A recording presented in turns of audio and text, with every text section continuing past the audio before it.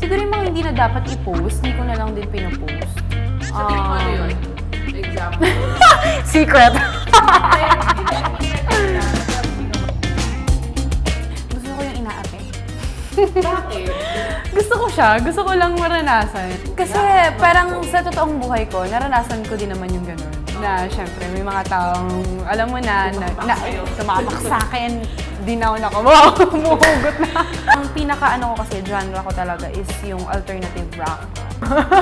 Kasi nung high school ako, Diyos ko nakakaya, rockista ako. Oo, nag-emo-emo ako dati.